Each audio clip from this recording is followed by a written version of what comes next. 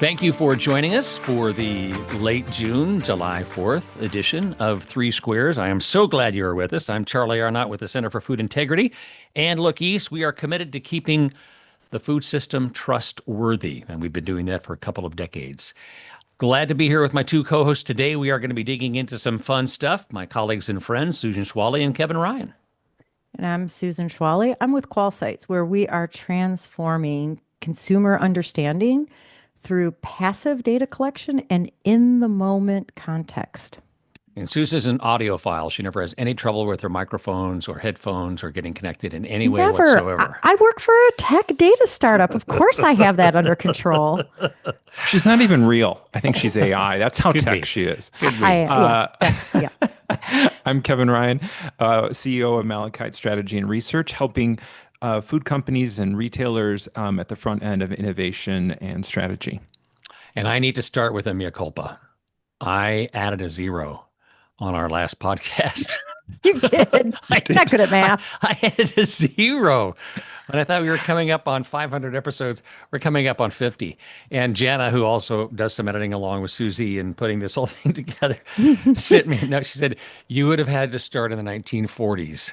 We'd be so old, Charlie. We would so old. So we're coming up on 50 episodes. What he's saying is dealing with us. Because it makes it feel like it makes it feel like it's 500. Yeah, it could be. Yeah. It could be. Yeah. So we are really, really pleased today and have the privilege to be talking about some topics that Kevin has written about frequently in Foodstuffs. If you are not a subscriber to Foodstuffs, and I would say this whether or not Kevin was here, you really should be, because it's one of the few newsletters when it comes into my inbox, I stop everything else and read it, because the insight is so good and the writing is so concise and so tight. So every syllable, every sentence has some impact, and it's just phenomenally done. So Kevin, thanks for doing that. We appreciate you hanging out with Susan and myself, because we couldn't do that. So it's good to be with somebody who's... And also, if you need to stay on top of innovation in the food space, it's a great resource for that. It really is. So we're going to talk about a few things today, and I think we all have some context and comments that we would like to add before we get to the quiz. But I think the first one is really around GLP-1s or obesity medication and how they have become a cultural meme. I thought that was fascinating, and I would love to hear you dig into it. And I've got a perspective, I'm sure Susan does as well, on some of what you've written, as well as some other cultural memes that have been created and perhaps one that's being created as we speak. Yeah. No, I mean, it's something that's I've been keeping an eye on for a while. I mean, I lived through the gluten-free, beginning of gluten-free and everything. And I remember how a lot of companies missed it at first because they were focusing on celiac only, which is a very small percentage of the population.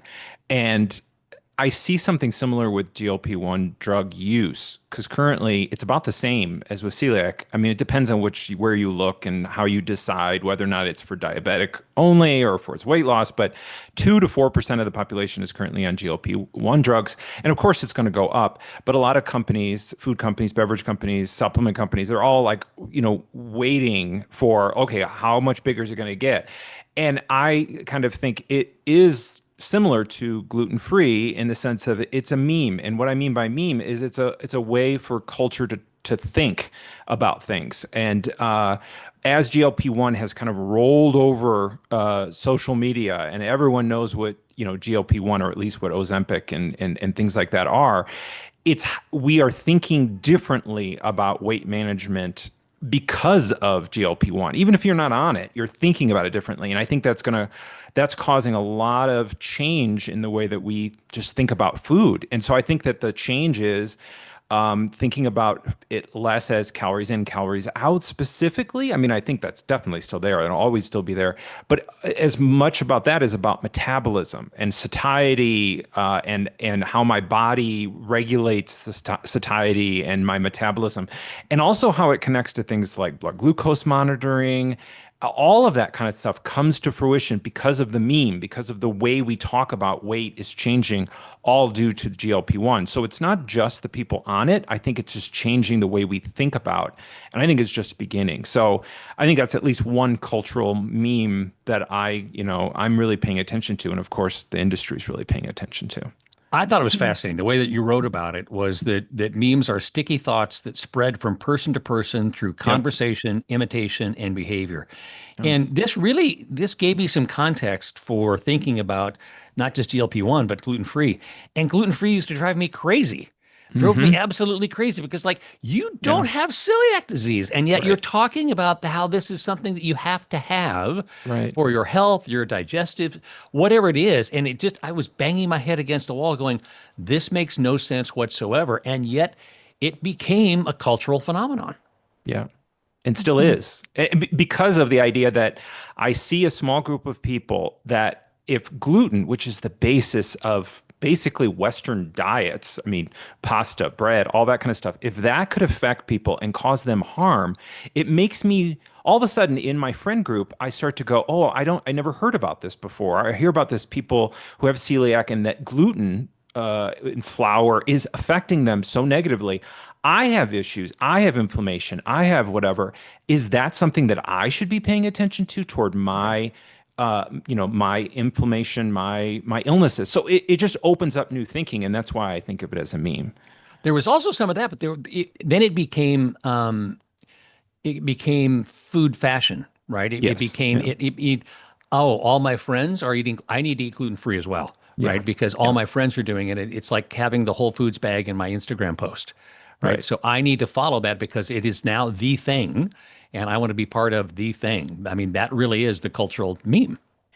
So you guys know I have a little bit of a different experience with this. I agree with everything you're saying. Some of it is fashionable. It's the Lululemon or the Whole Foods bag. What I think about gluten-free and celiac is that I think for some people it connected dots in different ways about Hmm. intolerance of gluten. I'm not gluten specifically, but wheat gives me a very hard time, as Yeah. well as a couple other foods. And by doing elimination diet, by being aware of these things, I uncovered it.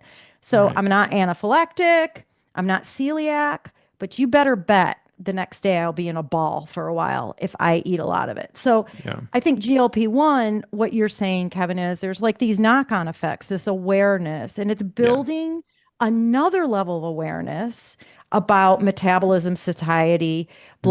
We've been talking about this since Fiber One, and then how many Right. iterations of satiety have we had?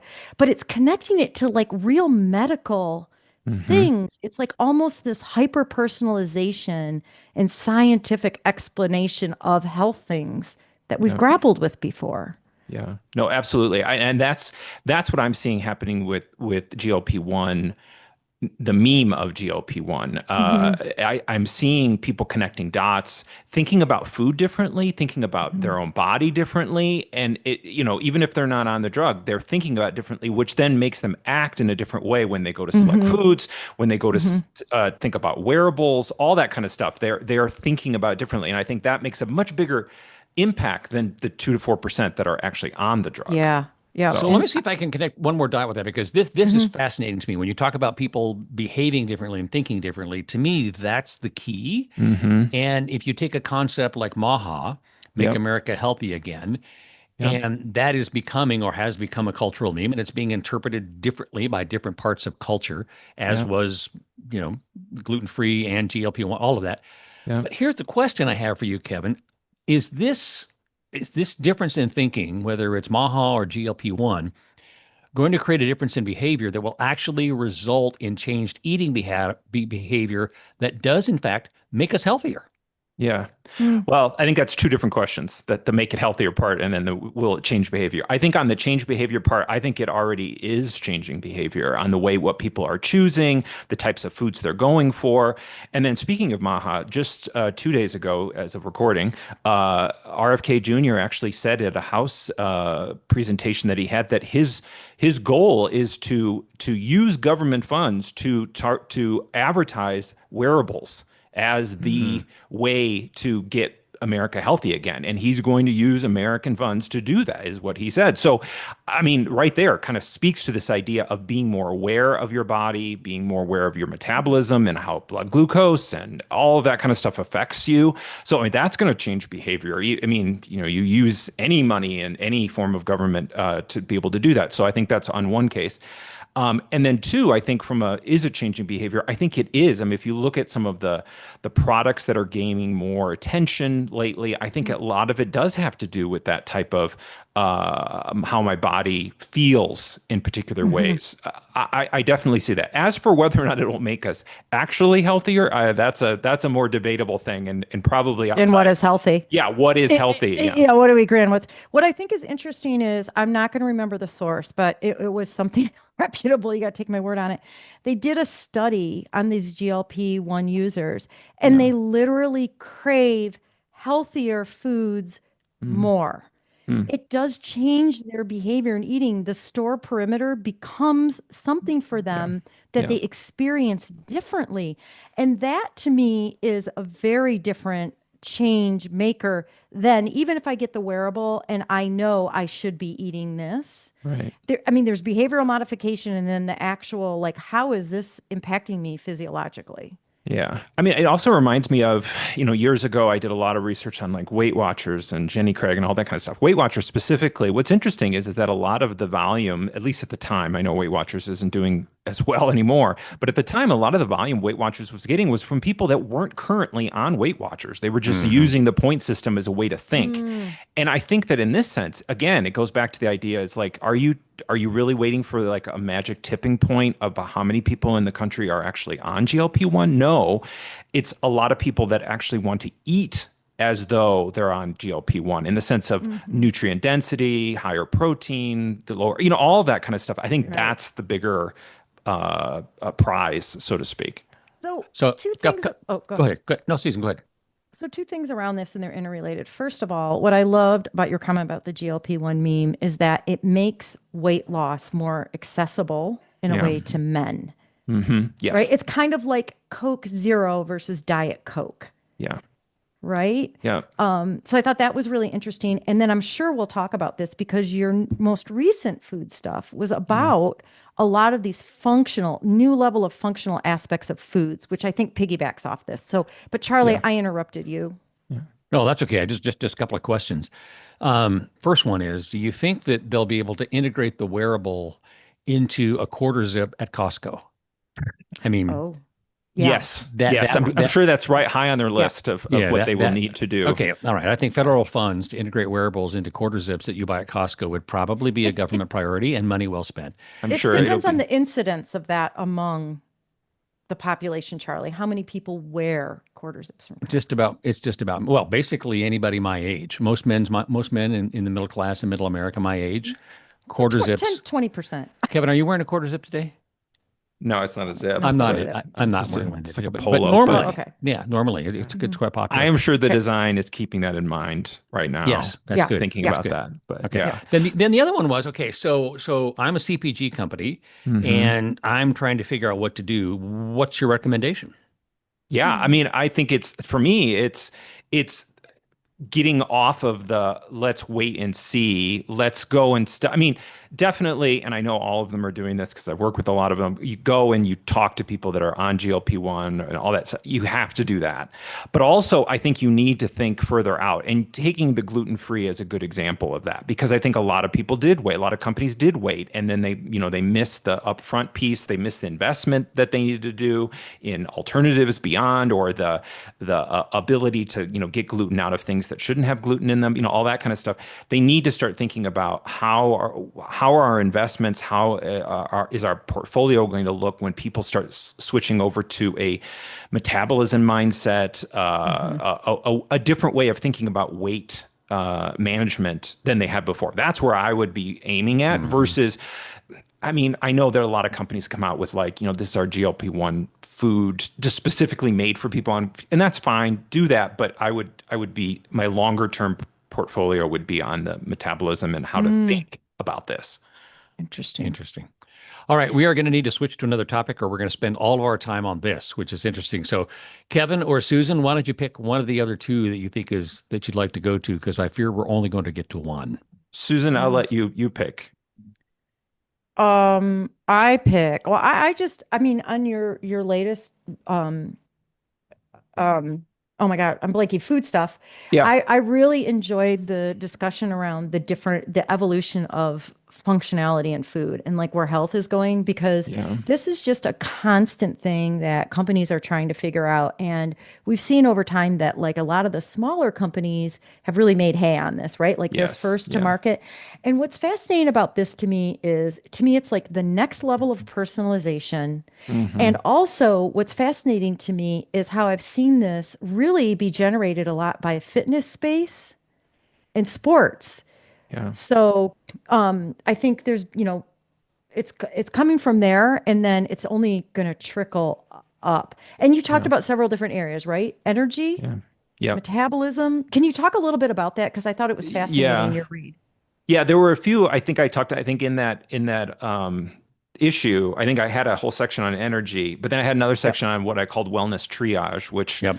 Yep. wellness Yes, that's triage to it. me is it's something because I mean I remember years ago doing tons of research on the new wellness food, like at the time was like Whole Foods came in and all that kind of stuff. And I remember looking at Right. that, and everything there was like balance and zen. Everything Hmm. was Hmm. all about that. And it's like, we're Hmm. going to eat this and you're going to feel very zen and it's going to balance your entire body. And it was a very high level benefit. Hmm. And I just don't see that as much anymore. I think Hmm. now is what I called wellness triage, which really speaks to an anxiety culture. And I mean that in Hmm. the sense of balance is almost out of reach now. It's like I'm just trying Right. to deal with my everyday. I Brain didn't sleep, fog, brain fog. Didn't sleep well. Yeah, energy, energy. I'm sleep, just so it's anxiety. yeah. So you're just triaging your issues at the moment and looking for foods. And younger generations seem to connect food and that idea of being able to deliver on the wellness way more than older Hmm. generations. And I think that companies are kind of listening to that. So to your point, brain fog, focus, sleep, all that kind of stuff. So that is the triage idea. And I think companies definitely are jumping on that because it is much more profitable to sell to the individual moments than it is to sell to the overall balance. Yeah, I like Hmm. the specific sentence. This is less about being well and more about managing a life filled with wellness friction. Yes. And I think Yeah. that's where you begin to see the tension between, energy, sleep, et cetera, Yeah. and people looking for those specific solutions.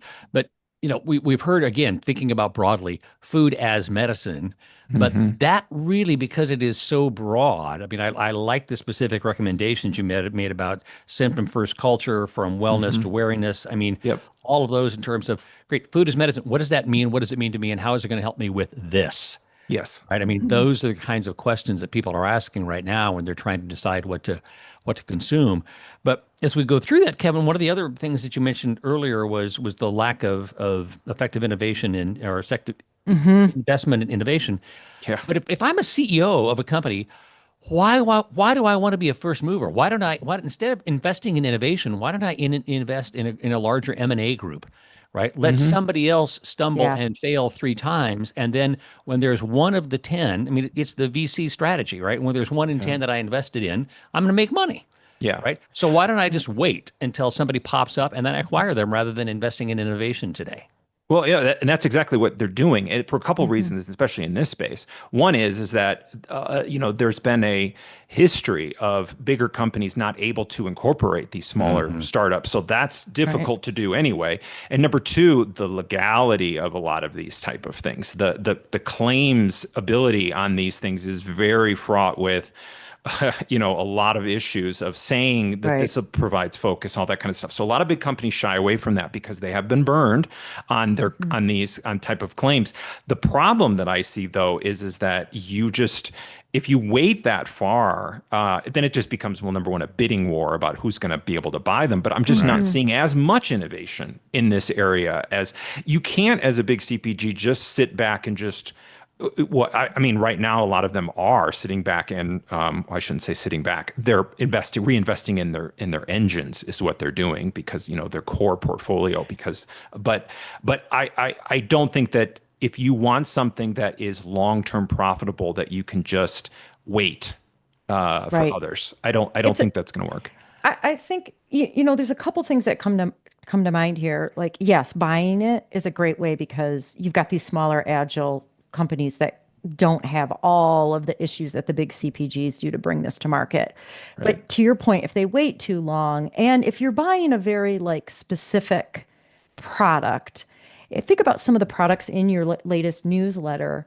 There's complexity to them that Yeah. not every consumer is going to understand or is that health focused. So I Hmm. think the opportunity for the CPGs, like you're saying, is somewhere in between the wait and just buy it and figure you might buy it or you might really do great research and figure out how to make whatever that new health approach is accessible and Hmm. mass for the regular person. I mean, some of the stuff in this newsletter, I'm looking at it going, this is very medically Yeah. oriented. You got to translate that. Otherwise, you're going to be with 5%, 10%. What was keto? Keto was people on a keto diet was 5%. And that Hmm. was tied to metabolism and Yep. ketones and all of that. Yep. It had Right. knock on effects Yep. and they marketed to Absolutely. it. Absolutely. Yeah. No, I agree. A lot of that. I mean, this is why they're niche companies. They just Hmm. are, and it's like finding the one, being able to translate to a broader, if that even Yep. exists. And that's a whole nother conversation. That's a great for That another is another newsletter. Which is, conversation. does Yeah. that even exist anymore? I Yeah. mean, it does. The ABC, NBC, CBSs of the world in the food space even exist anymore? Do we all Yeah, just have no. the three main channels anymore? Is everything now? Niche, smaller brands, and that's the Hmm. way that big CPGs have to think now. That's a whole nother topic. I would agree, but it's fascinating because when you think about the concept of meme, kind of circling back to where we started, Yeah. the fact that gluten-free became a meme and that GLP-1 may be becoming a meme and that Maha may be becoming a meme is pretty fascinating because it means you have to Mm, transcend the mm, infinite microcultures that exist because of how we communicate. So for yes. something to truly cross Yes. culture, it has to be able to communicate and connect emotionally across a number of microcultures. And that is increasingly difficult because of what you just mentioned. So Yes. is the future going to continue to be these micro brands that proliferate and have much smaller market share, but incredible loyalty Hmm. among that Hmm. smaller group that allows them to survive? And then does that become a new model for a holding company or a CPG to say, Hmm. Yeah. we're going to leave you alone. You operate the way you want to operate, but we're going Hmm. to bring you under an umbrella to create some efficiency when it comes to SG&A, right? Yeah. So it's going to be fascinating to see how that Hmm. plays out, but I think it's going to be increasingly difficult to create a cultural meme because of the disintegrated nature of our communication. Yeah. Kevin, on Good. this, just a thought for you, a real big duh moment that I probably should not admit publicly just came to mind for me on this. So on that one side, you have that fragmentation and what Charlie's about, like how do you harness it? Yeah. How do you communicate? How do you get to it? In another way, though, I see this health area broadening. The Mm, audience is much larger. Think about how even 10, 20 years ago, we used to talk about health, 55 plus. yeah. Yeah. 55 plus. That's when you get GERD. My people, my people. Well, I'm right there with you this month. And believe me, I've had GERD and heartburn and but like it was very specific around older physical problems. When you're Yeah. No, talking that's about sleep and energy and focus and brain fog, we are talking about very young people all the way through. So there are now universal yes. issues, has to be expressed differently to each generation, but think about the opportunity there in terms of marketing much more broadly in this space. And that's kind of Yes. exciting. No, I agree completely. I mean, I think the idea of, if you're familiar with the term worried well, Hmm. that has been democratized, Mm. at every generation. The idea of like, well, I could be sleeping better. I could be focusing more. I could be whatever. I mean, even if you don't have an issue, you're concerned about having an issue or Hmm. not competing, whatever up. So I agree. I think that this idea of wellness has been democratized Hmm. across to all generations. If you're Interesting. 22 and you don't think you sleep well now, wait until you hit 55. At 22, I could sleep in a chair in a crowd. It didn't really matter. Now I need earplugs, absolute silence, and blackout curtains. So I Yeah. don't, yeah. It drives my wife crazy. I'm asleep within 3 minutes of lying down, Oh, That's like my wow. husband. just like that. And it's like 3 a.m. and I've gone downstairs and I'm watching some crap TV. Yeah. But are you staying asleep? Because that's what I always hear people say. It's like, I can fall asleep, but I can't stay or asleep. that then at 2:30 the squirrels show up, right? And it's like, oh, I should have done this. I should have did this Oh, afternoon. Right, I was thinking actual squirrels showed not up. the virtual squirrels. squirrels. Like Yeah, I was like, That wow, might you be a have a problem problem. if you're seeing squirrels at 2:30. In your bedroom. That's another medical problem. I'll have to take somebody What else. kind of, yeah, you're taking Lunesta or something if you're seeing squirrels. Or was that a beaver? I think that was a beaver in the commercial. Oh yeah. my Oh gosh. my goodness. All right, we got to change. We got to shift over to the quiz. But if you have not yet subscribed to Foodstuffs, encourage you to do so because it is just really insightful. I mean, we just scratched the surface on a couple of topics, And it's on it's Substack. rich on every episode. So Because on Kevin Substack. is very trendy now because that's where all influencers go. That's right. there you go. That's right. There you go. All right, Kevin, Quizmaster, let's transition and we'll see what happens. I've been kind of on a roll the last few You quizzes. have No, and been. this one, we don't have a guest, so this is mano y mano, Charlie. There That's we right. go. There we That's go. right. So the theme I was thinking about, like, what do you do June? I was thinking weddings, and that didn't get me anywhere. But I was thought road trip. Road trip would be a great thing because everyone goes on Love a road trip food. So this is like Yes. foods and stuff like that you think of on a road trip. So that's the theme. Taquitos, So here we come. So, first question. Slim Jims were originally invented in the 1940s to be a less greasy alternative to the popular pepperoni sticks often eaten in bars. That alone is just a cool fact. Less greasy? Yeah, they were seen as less greasy. Yeah. So while the original Slim Jims were stored in a jar of vinegar behind the bar, in the 1950s, the company started individually wrapping the sticks. To get the attention, their original advertising was a little unorthodox for the 1950s. Which of the following was one of the original advertising campaigns for Slim Jims? The rest are fake. So what's the real one? Okay. Was it A, ashtrays? Common in bars at the time, they would advertise on ashtrays, which served as a constant reminder for the snack. They called out Slim Jims as the ready-to-eat spice sausage treat that will make your next drink taste better. Was it B, bar dice cups? Back in the 50s, some bars ran dice games to help patrons hang around, and Slim Jim's sales reps would hand out custom dice cups printed with a slogan on the side that said, roll a 7, win a Slim Jim. Was it C, pool cue chalk? Playing into the similar look behind a Slim Jim and a pool cue stick, Slim Jim created a signature cue chalk that said, slick hands lose games, stick with Slim Jim. Or was it D, drink coasters? Slim Jim was one of the first brands to create and distribute branded non-beer drink coaster. There were beer drink coasters before that. One of their first had the slogan, no plate, no problem, referring to the bar dinner effect of like having a Slim Jim basically as a food in a bar. Ooh. So which one is the real one? The rest are fake. Well, the coaster sounds intuitive, so it's probably not It does. that. It's probably not it. I'm going to go one, ashtray. I'm going mad, everybody smoked. Okay. Charlie? I'm going to go. Oh gosh, not the dice, not the ashtray. I guess the only one left The is cue the pool stick? cue, right? Yeah, I'm going to go pool cue. Okay. Okay. Susan is correct. It's ashtrays. Nice. So you can still find them on eBay. I was actually looking at them. They actually can get quite a lot for them. That's They were very like, cool. yeah, Really? yeah, So, ashtrays. so when I was in high school and I couldn't put on weight, but I had a study hall between the end of school and football practice. So I would go to the local tavern, which is about 5 miles away. I'd get a pickled Polish sausage, a Slim Jim, My God. a Snickers, and a Dr. Pepper. And Oh I my would, God. I would whoop those down before football practice because I needed some quick energy. So Yeah, that's some quick energy. that's horrible food, horrible. But at 16, you horrible. don't care. You don't care. Right. At 16, you could sleep anywhere. You could Yeah, eat yeah, anything. yeah, it didn't yeah, matter. yeah. Oh God, the pickle Pickled with Polish the sausage, Slim baby, right Jim. there. Yeah, it was very good. Very Was it nutritious. stored in a vat of vinegar behind the bar? Yeah, Is yeah. it- Well, no, the Slim Jim was not, but the pickled Polish sausages Pick it- absolutely yeah, were. yeah, and yeah. they had I'm pickled eggs as glad. well, but I didn't I care remember- for the flavor. or I so. remember No, going no, with my no. uncle and we get pickled pig's feet behind the bar. Yeah, yeah. There's not much meat on them. I've had No. those as well, but there's not much there. It's a lot of more of pulling a- and I don't separating. generally get my food behind a bar. Charlie, this is why now I'm glad you have like scaled this back and it's just like Costco hot dogs. That's Right. it. That's it. Yeah. In comparison, This is Charlie's much health better. food. Okay, number 2. Created in the early 1960s by the assistant coach of the University of Florida Gators football team, Gatorade was developed to prevent dehydration and heat exhaustion. Over the years, Gatorade has found itself being used in unusual situations.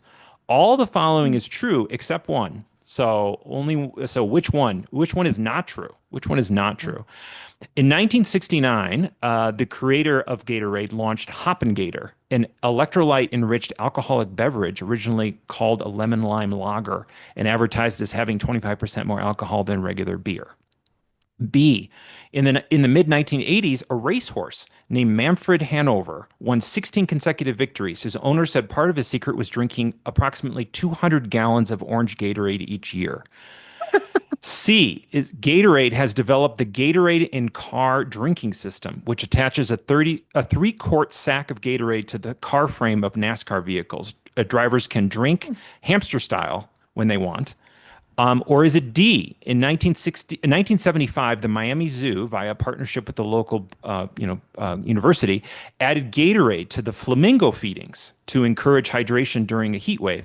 Zoo officials later pulled the drink after the birds either turned a sickly yellow or neon orange color due to the dyes in the Gatorade. How many gallons did you say were in the NASCAR? It's 3 quarts Oh, sack. 3 quarts. 3 Three quarts. quarts. Okay. You're thinking 200 gallons for the racehorse. No. But I was What was the thinking 3 gallons would be way too much. They would never allow that in a race car because of the weight. Right. Yeah. The No. weight. 24 pounds. Yeah. Right. What was the first one again? Sorry. The first one was Hoppin' Gator, electrolyte-enriched alcoholic beverage. I'm going to go with the Hopping Gator. Okay. It's either that or the race car, I think. Since you picked Hop and Gator, I'll go race car, so we're different. I'm going NASCAR. Right. Susan is correct again. Yeah, It is Hoppin' Hoppin' Gator. Gator. Yep. So one of the original slogans for Hoppin' Gator was kicks up taste buds you never knew you had, quenches like liquid lightning. Nose to toes, Wow. right Wow. down to your nerve endings. That was the slogan. It's a very long slogan, but Look how far they were ahead of this, though. Yes, I did. I looked at it, and you can still find old cans again on eBay, and they were really ahead of the idea of like a flavored. It's almost like like a lot of the canned cocktails that you see now. Yeah. Yeah. All right, number 3. Little Debbie snack cakes have been a popular lunchbox and convenience store treat since 1960. One of the popular snacks in their lineup are Cosmic Brownies. Why are Cosmic Brownies called Cosmic? So why are they called Cosmic? Is it A, they were originally developed and later marketed as part of the special Christmas meal for astronauts on the 1991 Space Shuttle Atlantis? Is it B, they were inspired by the popular bowling trend of the 1990s called Cosmic Bowling, which featured black lights and lasers? Was it C, the brightly colored large sprinkles on the brownies originally were called, and the whole thing was called, Candy Comet Cakes by the brand, but test market moms didn't like the word comet because of its association with the cleanser comet, so Cosmic was chosen instead? Or was it D, the brownies were initially developed as a tie-in with the cartoon The Jetsons in 1962, along with a now discontinued vanilla Astro cake? I'll let Troy go first. I'm going to go. It's either sprinkles or Jetsons. I can feel that, but I could be wrong on all of that. I'm going to go sprinkles. Sprinkles. Then, Okay. then I'll go Jetsons. Okay. You were both incorrect. It's 1990s Cosmic Bowling. Oh, They were yes, they were all about cosmic bowling, and that's where they were invented. And what's interesting is that although Little Debbie's didn't that one didn't go on the space shuttle, Little Debbie did have pumpkin delights were part of the Thanksgiving meal on the space shuttle Atlantis in Oh, 1991. That's cool. So they were there. They were up there. All right. So one of my favorite bands, Southern Culture on the Skids, has a song that features Little Debbie quite a bit. So Okay, but not Cosmic Brownies. not Cosmic Brownies, Not just Cosmic just Brownies. Little Debbie in general. Yeah. All right, number 4. Cheez-Its snack crackers have been around since 1921. Therefore, these humble crackers are full of fun history. All the following about Cheez-Its are true except one. Which one is not true? Cheez-Its, A, Cheez-Its are not actually squares. They're rectangles, but just barely. The little crackers measure 26 by 24 millimeters. Is it B, the original maker of Cheez-Its, Green and Green, were also makers of hardtack chip biscuits for soldiers during World War I? Is it C, the name Cheez-Its with a Z wasn't developed because the cracker doesn't actually contain real cheese, it actually does, but because the original advertising emphasized it was made with zippy cheese? Is it D, their mascot is simply a wheel of cheese called Cheese, who is portrayed as being a sassy teenager that must mature before being considered to be part of Cheez-Its? So which I'm ones? gonna They're say all true. rectangle. It's a square. Okay. Charlie? I think I'm going to go. What was the second one again? Second one is green and green with the ship hardtack biscuits. I'm going to go with that one.